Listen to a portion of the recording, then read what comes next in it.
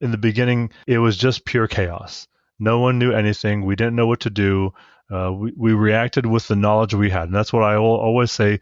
Oftentimes people are critical of the decisions that were made during COVID by healthcare providers or by leaders in the healthcare community across the US.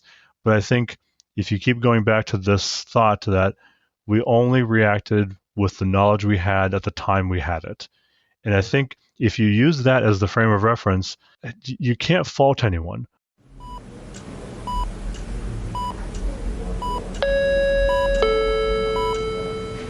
Paging Dr. Cook. Paging Dr. Cook. Dr. Cook, you're wanted in the OR. Dr. Cook, you're wanted in the OR.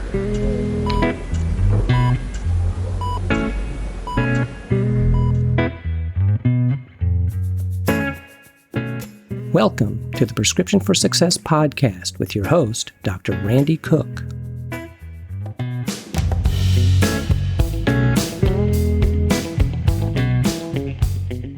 Hello, everyone, and welcome to Prescription for Success.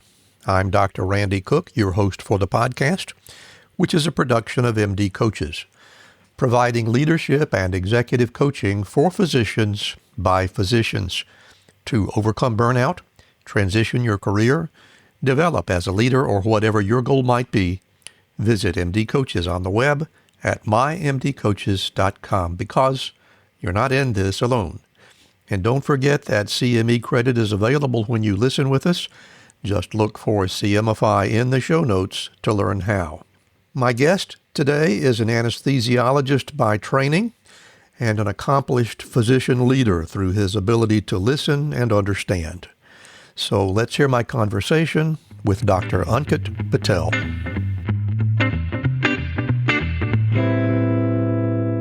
It's a pleasure today to be speaking with Dr. Ankit Patel, who is coming to us. Ankit, I can't remember where you settled last. Where in Ohio are you? I'm in Lima, Ohio for work, but Ohio. Columbus, Ohio is home. I see. All right, the Columbus area.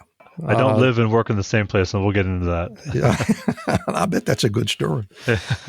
Well, you're there near the home offices of this podcast and MD Coaches, by the way. Mm-hmm. That's right. Listen, it's great to have you on the program. I've heard so much about you, and what I'd like to do is begin with your origin story, if you will. I'm assuming that you were born in the U.S. and I guess Ohio. Is that the story? So actually, you're already wrong. So we'll start off. So I was I love it when that happens too. So I was not born in the U.S. So I was born in India. I was about 8 months old when my parents made the move to the U.S. We came to Staten Island first for a year. We moved over to Ohio, where my father had a motel business he ran for about 20 years. And then over that time, I slowly had a lot of family, uncles and aunts that were in healthcare. And, I grew up in Youngstown, Ohio, and kind of watched what it was like to be a physician. I always had aspirations to want to be like my aunt who was a pediatrician. I quickly changed my mind as soon as I did my pediatric rotation. But then, my pathway was a little different than most. I mean, so when you look at traditional medicine, you go to undergrad and med school and residency, and certainly that was part of it. But I, after college at Cincinnati, chose to go to the Caribbean for medical school because I had only applied to 5 schools naively, and I didn't get into one of those 5. Surprise, surprise. And so, 2 of my brother-in-laws, also 10 years older than me, went to the Caribbean for medical school. They both went to 2 different schools. One was St. George's, one was Ross.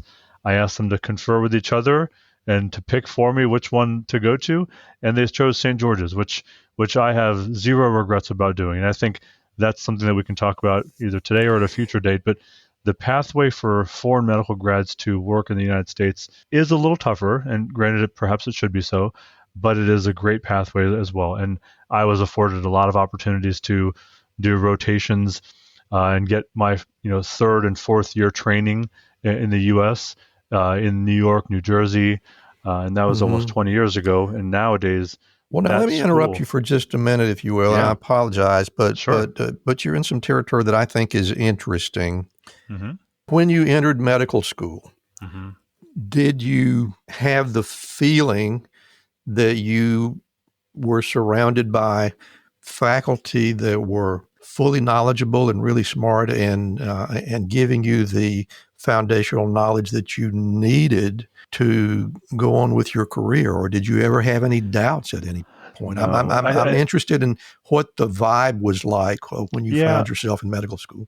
So I think that the difference being never having been there before, obviously, we wouldn't know what to expect. So as a first year student, you would just expect to be in a very large room for biology classes, micro anatomy. So my frame of reference was all I knew was what was presented to me. Looking back on it, I do believe I was given everything that I needed, if not more, to succeed. Because a lot of these schools, and not just those first 2 years, but even beyond into the third and fourth year, when you're a student in rotations and you're going from possibly hospital to hospital for different rotations. Mm-hmm. Looking back on it, because like I said, there's no reference to compare to what a U.S. student would go through. Looking back on it, I think I was given an amazing education because as foreign medical grads, we know we have to kind of step up our game to be even competitive to compete for these residency spots in the U.S. that are also not easy to get even for U.S. students. So I think we know we've got to work that extra amount harder, longer, show up earlier, stay later. And I do believe that we were given all the tools to succeed because our success is obviously in turn their success. It has since turned into a very large class size every year, if not two or three sizes. But I think the nice thing is that we've got one of the largest alumni forces in the U.S.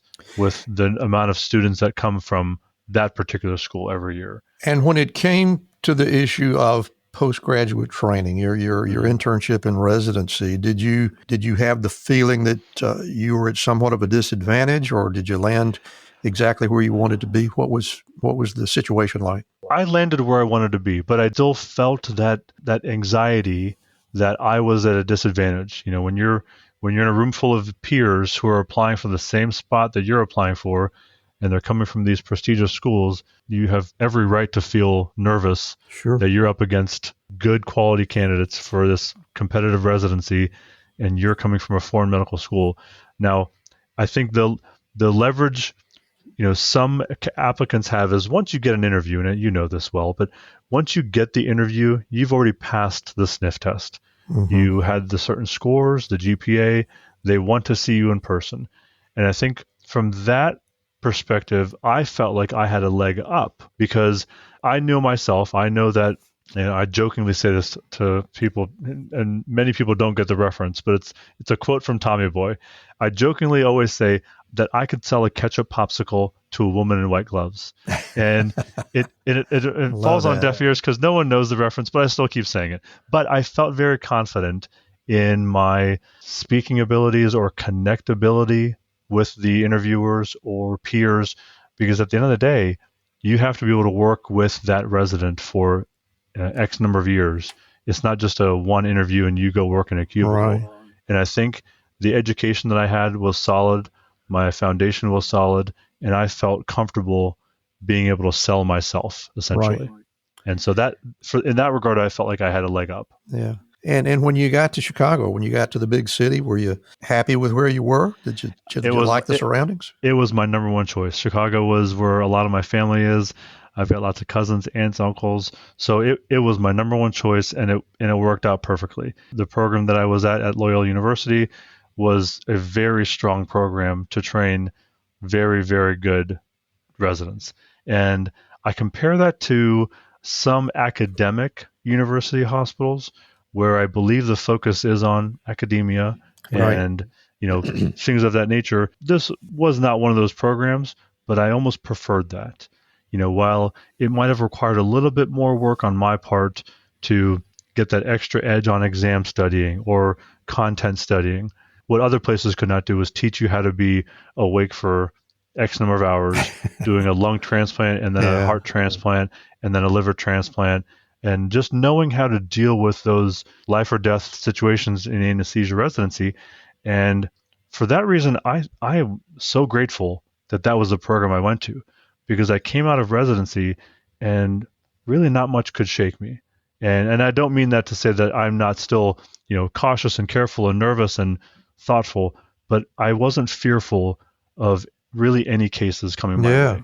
And I think that was important because a lot of programs focus a little too much on the timeline and the academic portion, but they forget they've still got to hone a provider who has to be out there to take care of any emergency at any moment for any type of patient. To answer your question, I loved my 4 years in Chicago. In fact, I still go back often. We still have a lot of family.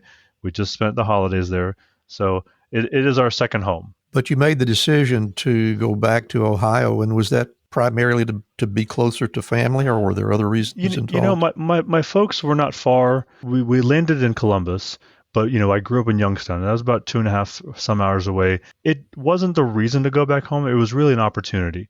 And so, finishing residency, looking for jobs, I found an opportunity where I could be employed at a place where I felt I could be myself, and I had a ceiling that wasn't very low.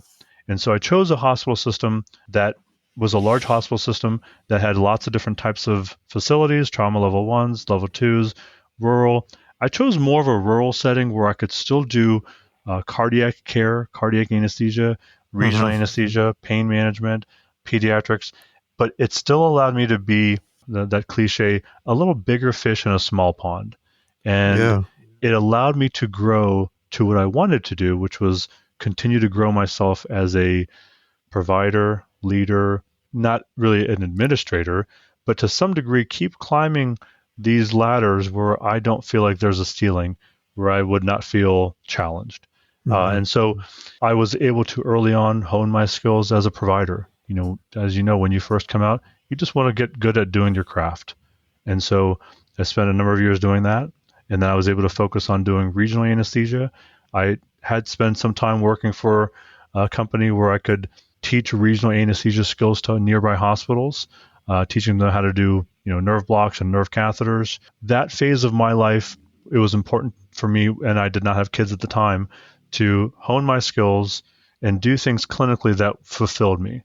And then every few years, I added a new skill set. The next few years, I got on some executive committees, and I honed my skills at being a collaborator, an influencer in the hospital system, a leader to go to. We'll get back to our interview in just a moment, but first, I'd like to share a message from Navigate. After spending years in the financial sector, Navigate has met lots of clients with all kinds of student loan issues. They were confused, they were overwhelmed by the doublespeak and the overly complex forms, and especially the deliberately misleading statements from loan servicer representatives. Navigate recognized the chaos in the student loan industry and immediately brought clarity and real solutions. If you'd like to flip the script on student debt, visit www.flipthescript.loan/MD-coaches to schedule a call with Navigate. They'll tailor a plan specifically for your unique situation and work with you until the loan is paid off. What do you have to lose besides the stress of student loan debt?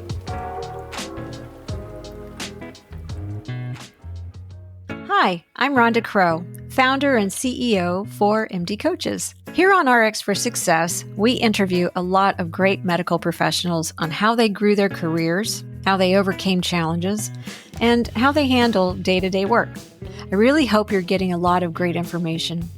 But if you're looking for an answer to a specific problem, management or administration challenge, or if you're feeling just a bit burnt out, like maybe you chose the wrong career, well, then there's a faster way to get the help you need. No, it's not counseling, it's coaching. RX for Success is produced by MD Coaches, a team of physicians who have been where you are. I know you're used to going it alone, but you don't have to. Get the support you need today. Visit us at mymdcoaches.com to schedule your complimentary consultation. Again, that's mymdcoaches.com, because you're not in this alone. We'll get back to our interview in just a moment. But right now, I want to tell you a little bit about Physician Outlook. If you haven't discovered this remarkable magazine, please do so very soon. It was created by physicians, for physicians, to showcase the intersection between clinical and non-clinical interests. Whether it's writing, painting, cooking, politics, and dozens of other topics, Physician Outlook gives a physician perspective. It's available online and in print. It's really unique among physician lifestyle magazines. And like the Prescription for Success podcast, Physician Outlook amplifies the voice of any physician who has something to say.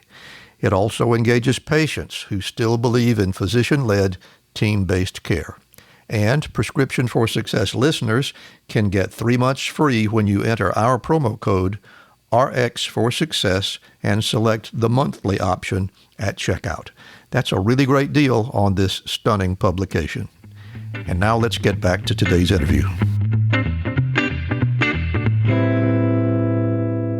If you can even verbalize it, what do you think put that idea in your head? I find that in any hospital situation, there are people that would avoid those kinds of responsibilities at any cost. In fact, in the last hospital that I practiced in, you just knew that you were going to have to be the chairman of the Department of Surgery for a year when it came your turn. But it sounds like you sort of embraced the challenge of being in a leadership role. It was positive reinforcement. We're able to step up to the plate when those around you are encouraging you and telling you, you would be good at this. This is something that suits you, or we need someone and you would be the right fit. And so I think those kinds of things will help your own self-esteem, your own self-confidence, and you then tell yourself, you know what, actually, I am good at those things. So maybe I should do this thing. And I never had reservations about taking those kinds of steps, but it was very helpful to have people around you, people surrounding you, telling you that you do good things and you are able to affect good care. And truthfully, having good mentors around you. I had one, and you know him well, Dr. Mrinal Shah. He is still a mentor for me. I still call him to this day, every few months, just checking in and asking him for consult. And during that timeline, he and I worked closely because he was our vice president of medical affairs at the hospital. And so he was instrumental in helping me keeping on taking those next few steps. And so being a committee member and then chairing a certain committee, then came a time when you're the head of the anesthesia department and the surgery department is looking for the next chairman. And I recall vividly putting my own name in that hat because I felt that there was enough work to be done in that department that needed to be accomplished, and someone who is interested and invigorated by the work to accomplish it should be doing it. Well, that was actually going to be my very next question. I practiced for almost 5 decades, and in my life, I've never heard of an anesthesiologist being the chair of a department of surgery. Yeah. So if you have any stories to tell about how that unfolded, I sure did do. you immediately volunteer? Were you recruited? Was it, what was it like? So because I was serving as our medical director for the anesthesia department already, certain hospitals have cadences of who is next to be the department of surgery chair, whether it's an employed physician or an independent physician, giving both parties equal leadership opportunities. This happened to be a time where the employed side of the medical system was due to be the physician in charge of surgery. And you go through the lists and you see, okay, so-and-so's already done it, so-and-so's already done it. We've got these kinds of providers, this person's up for it. And over the years, you tend to know who is really busy as a surgeon and who may not be able to commit the time to do the work that's necessary. So I put myself in that hat, and I recall going back and talking to our chair of the executive committee, the former chair of the surgery department. I solicited support, essentially. And I asked for their support. If I would run for this with this seat, would you support it? Now, there was voting involved, but as you know, some of these votings are it's a formality for votes. Once you get the support of the 3 or 4 leader physicians that are past, present, future, you're really in. And so I recall having conversations with them. They went back, they talked to each other, deliberated, and they came back in support. I had proven myself as a provider, not just as an anesthesiologist, but as the medical director of that department, but also as a member of many other committees in the hospital. And I proved that I cared about that community and I cared about the right things for that community. And so I believe that as an impartial person, as the chair of surgery, you're able to make decisions for the betterment of the department a little bit better than a surgeon might. Because As it should be. And I think the surgeon is conflicted with their own department, whether they're vascular, orthopedics, thoracic.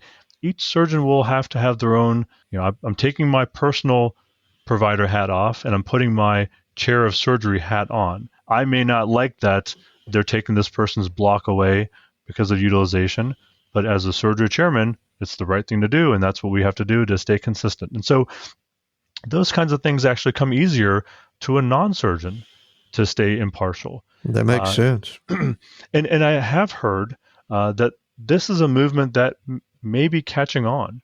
I think we like to run the board, as you know. So we run the board. We already know all the intricacies of the flow, pre-op, intra-op, post-operative care, the nurses, the circulators, the technicians.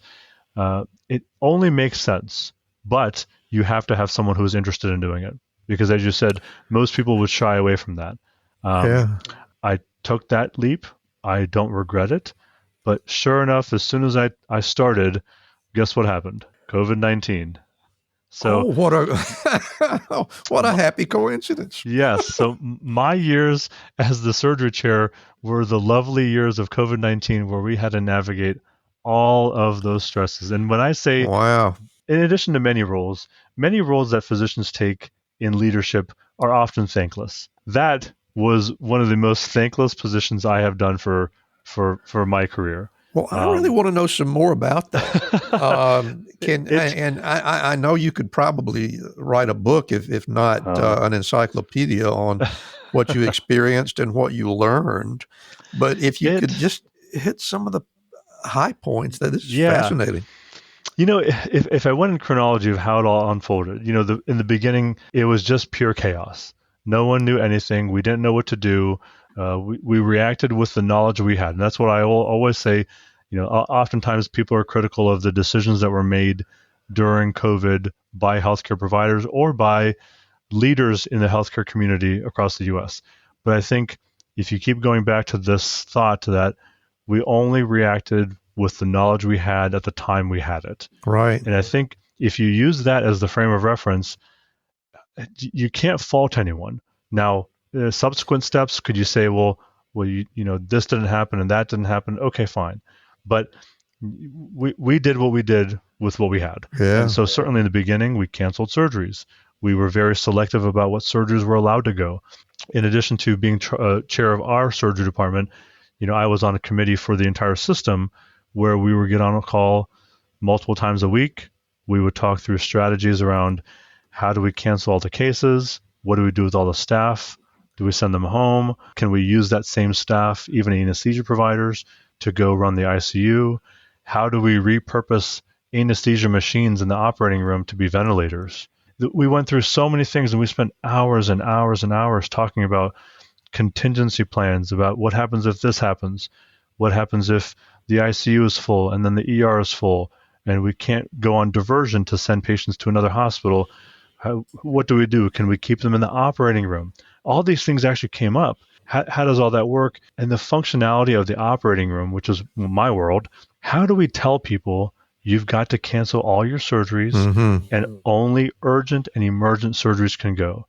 And that, I think, was really tough. As a surgeon, I cannot imagine how hard that must have been to tell your patients you're suffering with discomfort or pain or even more severe things, but it's not quite life-threatening, and we can't put you at risk. We can't put your families at risk, so we're going to delay your care. I can't tell you how happy I am that I was not involved in that. I just can't imagine what life would have been like. Yeah, and I think we learned after that there were consequences. certainly, consequences of certain cancers not being screened for or taken care of in the early phase of diagnosis, middle to late, and they had consequences, whether it was metastases or whether it was, gallbladders that got very necrotic. We all had consequences. And my role at the time was to communicate and be the gatekeeper of the operating room. And it was as I said, a thankless job, and I did not make very many friends during that time. Well, I'm sure you didn't. And one thing that I'm fascinated with here is I don't hear anything in your description of those events that says if I could go back and do it all over again, I would let them put somebody else in charge. You're not doing that because what really distressed me during the entirety of that episode was the amount of blaming that went on. I mean, for goodness sake, Tony Fauci became like public enemy punching number bag one. for the Yep.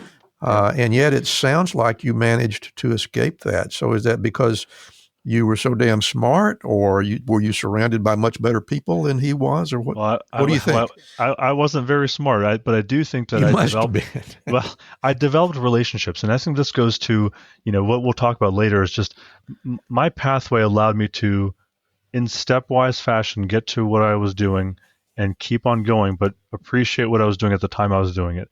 And so when I was doing the COVID work as a surgery chair years prior, I had honed my skills on being a people person. I developed relationships, even friendships, with most, if not all, of the surgeons. So there was never a preset animosity regarding anesthesia and surgery, which often does exist. And so you made yourself accessible, it sounds like. Absolutely. And I maybe to a detriment, because I was on my phone maybe a little too much during COVID. I had just had a young child, and I was still home because we weren't all in the operating room, but I made myself so accessible that everyone had my cell phone number. Anyone could text me or call me at any time they had a question or concern. But I think in hindsight, I don't regret it. I do think that it allowed physicians to have peace of mind that, okay, Dr. Patel's calling. I've got this, ACDF that I want to schedule. It's a 2-level case. The person has neuropathies, but he's telling me that there's a more emergent surgery that he's got to do this day, and we're only allowed to do 2 rooms per day. And whatever can fit in those 2 rooms is what fits. Everything else has to be deemed emergent or has to move to another day. And so it was tricky having those conversations, but I believe I had set the stage for understanding. I think physicians understood that I'm not coming out of this with any kind of positive gain. I am only doing this because I have to do this. And this is for the betterment of patient care. We have to restrict people coming into the operating room. We have to unfortunately restrict patients' families from coming in. And so we went through all those details of how do we do that? Who's allowed to come in? Who's not allowed to come in? How do they go home? How long should they stay in the hospital? How do we get good at discharging patients earlier than we have ever done before? And I think that's one of the silver linings we learned, is that we learned how to get good at discharging patients after surgery much, much sooner than we had done before. We learned how to be better at pain management strategies, regional anesthesia strategies, and really also flirting that line where, well, I used to keep my total knees in the hospital for 2 days, but okay, I'll keep them just overnight and see how they do. And sure enough, most people found that, okay, that was okay, and that we're moving the needle forward. And so I think there was a silver lining in that perspective, that we learned how to become more efficient with outpatient surgery care. But going back to the flow of it all, it was not the easiest, telling certain surgeons and service lines, you get to operate, you don't get to operate. And there were criteria. You had to, and so we had a strict guideline. If you did not meet the criteria for this surgery, you were not allowed to go. And certainly people try to push the envelope and say, well, this person's kidney stone is infected and now they're septic. Well, okay, let's look at the chart. Are they, you don't want to question surgeons before the procedure, but certainly if you look backwards afterwards and you start to see a trend, your ears go up. But by and large, we did not have that as a major problem for us, even our entire system. I think we had such buy-in from the physician community that we all just rolled with it together. And that was very good for me to see that we all work together. Well, it sounds like you had an uncommonly understanding medical staff. It also sounds as if you were an uncommonly good communicator. So that's a nice recipe. You said it right on. I think communicating is what I think allowed them to know that, okay, we're not being left in the dark. No one's trying to hide anything from us, and I'm not unaware. And I think that's, again, I learned that from my mentor. Communicating is a very important key for us to, really relieve any anxiety that physicians have about this whole process. And so I learned that, and I did that. And so that was very helpful. And here's something else that I'd like to know about you and your experience, and that is that had to have been, well, it certainly was an uncommonly pressure-filled couple of years for you. And I'm wondering if you can verbalize if and how you feel that you changed during all that. I certainly had a different perspective on, my trajectory and my growth.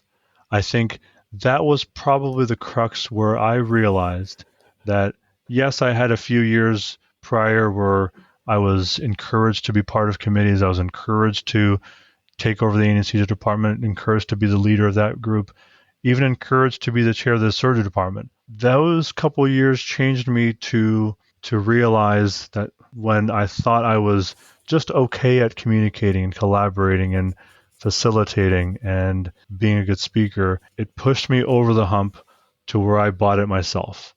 And I was able to see that myself, that I was really good at those certain things. It launched me to want more. I think one of the things that when you go to these smaller or moderate sized hospital systems and you find that about yourself, that you want more and you want more, you might realize that there is a ceiling at some point. But that more doesn't have to be clinical. That more can be something else.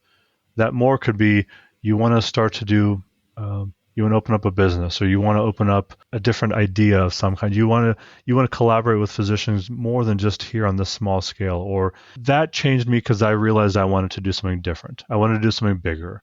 And what followed from that was me realizing that there is more out there. And there was an opportunity for me to say, you know what, I can do more than just be an anesthesiologist. I can do both. I can be a provider and maybe a healthcare administrator. Maybe one day I could run a hospital. Maybe one day I could be the VPMA or the chief medical officer. So that was the trigger for me to realize that I could and wanted more. And certainly a few years after that timeline, years of deliberating, was this fulfilling? Was I doing the right thing, staying here and having a good, successful career? Or do I take the step and move forward? And that's when I took the step to leave traditional W-2 medicine. And now what I do 1099 work. You can consider it locum work full-time, but I don't use a company. So I have a professional services agreement with the hospital here. I get to be the medical director. I get to be the director of the ERAS program. I get to pick and choose my days of work because I control the schedule. And I get to do a lot of things on the side on the days that I'm off. And one of the things that I was able to work with is a surgeon here. He developed a platform called Surgery Unified with two other colleagues, and they created an app. It's similar to Doximity meets Instagram meets LinkedIn. And that space doesn't exist for physicians. And so that kind of space, that specific private protected space for physicians only. And now I get to be one of the leaders of that platform. And I get to help, collaborate with so many physicians. One of the most interesting things I think I've done to this date is a few weeks back, I went to Flint, Michigan, and we interviewed Dr. Bobby Mukamala. He is our upcoming AMA president for next spring, and we're working to do just what you're doing here, is interview people who are healthcare innovators, leaders, movers and shakers, and get their story out. And so that was such a really cool story for us to share with our viewership, which is about 15,000 surgeons, for us to see what the AMA is really doing. For many years, I didn't know much about the AMA. I didn't know much about what their goals were, what their aspirations were, what their struggles were. And most people echoed the same thing. And so we're trying to find an opportunity to give people that voice. And so this allowed me to fill my cup of doing something more than just anesthesia, but I still do that full time. And so I have fun with what I do today. I get to collaborate. I get to have fun conversations with you. I get to go meet really influential people like Dr. McCamala, and I hope to keep continuing on. But that's where I find fulfillment, is knowing that I can do several things and find enjoyment with all of them. And some very valuable things, I might add. I was fascinated as you talked about your relationship with the AMA throughout the entire course of my career. Only a minority of physicians in the U.S. were even members of the AMA, although we got a lot of pressure from county medical societies and places like that to join up. But you always had the feeling that all they really wanted was your membership dues. Yeah. It sounds like you saw some value in that organization and decided to shine the light on it. And can you talk about some things that you have accomplished at this point? Yeah, so I think it was an extremely successful visit to. We drove up to Flint, Michigan, where he practices as an ENT surgeon. We heard his story, and that was really important, I think, for me, and I think for our listeners. We often look at, okay, this person's the president of so-and-so, or the vice president of so-and-so. Okay, who is that? We don't know. And we forget that the story of who they are is so important, because it tells us how they got to be in that certain spot. And so we learned his pathway from being born in Pittsburgh, revitalizing the community in Flint, and really just sparking a lot of energy these past few decades there in that community with businesses and healthcare and opportunities and healthcare reform.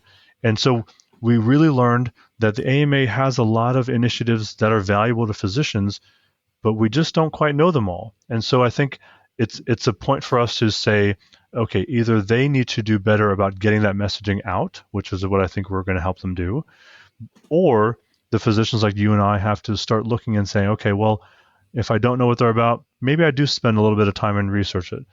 So we accomplished that there are two sides to that coin, where they can send their messaging out, we can go look for it. But I think we also accomplished that we heard a really, really interesting story about a human being who came up from Pittsburgh and is doing very well now, and is going to do really big things with the AMA and hopefully change how we have healthcare practicing in the United States today. And so that was successful for me. I believe that I think going forward, we will continue to have conversations with the AMA and keep that messaging out there. And in addition to the AMA, the idea is to hear all these types of voices and see what can we do to collaborate together. Because I think as you work together, as you know, our strength is in numbers. And so as we work together, I think we'll be very successful.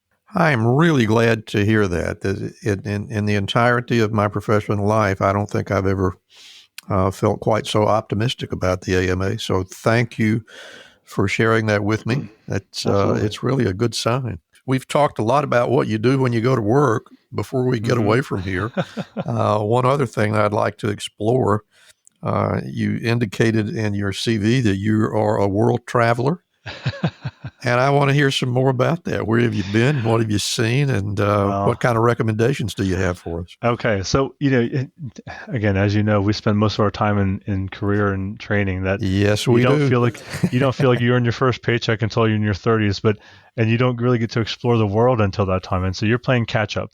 So I feel like I played catch up for the past several years, and we hit the ground, and now we're running. So every year we try and do 3 or 4 big trips. We've really traveled everywhere. I mean, from Iceland to England to Paris several times. We spent a month in Italy last summer with my kids and my wife. Amsterdam, Mexico City. We just went just a few weeks back, and so and we love to ski. So we're trying to find destinations where we can ski in these European countries. But I would recommend you get out there and you start traveling. I think if you spend more than just a 3-day trip somewhere, immerse yourself in that country. We spent that month in Italy, and it was really an opportunity that my children and myself, my wife, will never get back.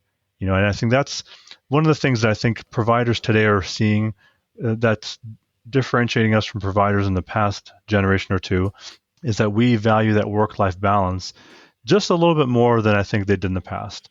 Not that they did in the past, but That's my impression. It's very important for us today, which is why I think the market for employment is different today too, because nobody wants to work clinic hours 8 to 6, 5 days a week, even some Sundays or Saturdays. Mm-hmm. And that's okay. I think healthcare has to kind of roll with that change, but the providers are looking for a better balance. I want to spend my years when my kids are younger doing things with them and not waiting until I'm retired to want to do things with them. And I think that's important for a lot of people. And I think people are valuing travel and life and joy. And certainly that has financial implications where, you're not just saving all your money for the future. And one of my other mentors and peers always tells me, it's just money. And I'm not diminishing how valuable money is. But for physicians, you have to balance working, making the money, but also being able to spend it and enjoy what you're doing. Those things will refill your cup. And just as this past holiday, it refilled my emotional, my cup, visiting family and spending time with friends. I think we do need those things, and I think we have to make sure those stay important, because if you get stuck in a place where you're just working and working and working, it certainly can start to impact your mental health. And so that is important, and I think that's becoming more aware. And so I think we're a little more cognizant of it than I think in the past. But yeah, we have the travel bug, and so any opportunity we get, we're planning the next trip. As soon as we get back, we're planning the next trip. That might be the greatest bit of wisdom that I've uncovered on this podcast, and I thank you so much for sharing that with us. And everything about the conversation has been really interesting, Ankit. It's been a pleasure. I can't thank you enough for being here. It's been a lot of fun. Before we go away, we have one last item of business to attend to, and that is for me to get out of your way and let you have the mic all by yourself. So, audience, I'm going to go quiet for a bit, and Dr. Ankit Patel is going to share his personal prescriptions for success. Thank you. So you've heard much of the story of my pathway, my come up, and where I've been and where I am going now, but that doesn't mean that I'm at where I want to be. I think it just means that it's where I'm at today. And so one of my prescriptions for success really is to be at the stage of your career, but be content with where you are at the time you're there. Learn what you need to learn as a junior attending. Learn how to do your craft. And then over time, you'll add skills to that base skill set. You'll add communication skills, leadership skills, until you get to the next stage. When you get to that next stage, learn to be content with that stage, because you'll find joy and success at that stage, adding more and more pearls and wisdom and leadership experience onto that time of your life. Then when the time is right, that next stage will find you. If you start to seek stages ahead of where you need to be, you will find yourself stressed. You'll find yourself worried about your success or why you're not doing X, Y, or Z. I think it's okay to feel content with where you are, as long as you feel like you're learning and still growing and you're happy. If you can't find happiness with what you're working, you certainly need to look elsewhere. I love what I do personally. I love delivering anesthesia, and I love being able to keep on adding those building blocks. And so adding the next stage is important. And so once you add that next stage, you will find success at the time that you're at that stage. And so I'm at a certain stage where I find success. I'm happy with the stage I'm at, but I'm still also building blocks on top of this stage. I'm not leaping to the next stage just yet. I'm not leaping to something I don't know, because I'm content with where I am now, but I'm still building and growing. I think if you use that as a base for how you practice and how you keep growing, you'll stay happy, and then success will continue to find you. My wife has taught me many years ago that the universe will deliver. The universe is something that is giving. And I believe in the universe. I believe that you put good energy out there, good things will come to you. you keep doing good work, you keep having good success and joy with what you're doing, opportunities will come to you when the time is right. And so that is one of the most important, pearls that I feel is a prescription for success from me. So thank you for your time. And thank you for sharing with us. There's a lot of wisdom in that, and it's a blessing for all of us to hear from you. Before we get away from here today, I want to give you an opportunity to tell our audience where you can be found and anything else that you may care to share if you've written books or if you're going to be on the Tonight Show or anything like that. Well, what have you got for us? Yeah, not quite yet, but I will say I'm on LinkedIn. I'm on Instagram. I will be starting a show for that platform, Surgery Unified, where you can follow me on LinkedIn and you can see the shows that I'll be putting on, where we're going to start to interview key healthcare leaders across the U.S., key CEOs of healthcare organizations, and key healthcare influencers that are changing the face of medicine today. And they're meant to be fun conversations with people who are really doing the work today and the people that you see doing, the change. And I think you'll find some really interesting conversations. So stay tuned to my LinkedIn posts where you'll be able to find those episodes that we'll share. Dr. Ankit Patel, thank you so much for being our guest today on Prescriptions for Success. It's been a pleasure. Thank you, Randy. Appreciate it. The pleasure was all mine. Thank you so much for listening with us today. If you enjoyed the show, you can help us reach more listeners by leaving a rating and a review, especially on Spotify or Apple Podcasts.